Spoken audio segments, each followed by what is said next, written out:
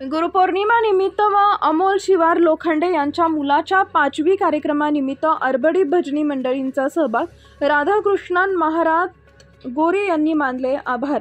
जालना तालुक्यातील भाटेपूर इथं गुरुपौर्णिमा निमित्त आणि अमोल शिवार लोखंडे यांच्या मुलाचा 5वी कार्यक्रमानिमित्त भजनाचं आयोजन करण्यात आले।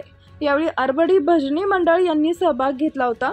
यावेळी भाटेपूर येथील राधाकृष्ण महाराज गोरे यांनी आभार मानले।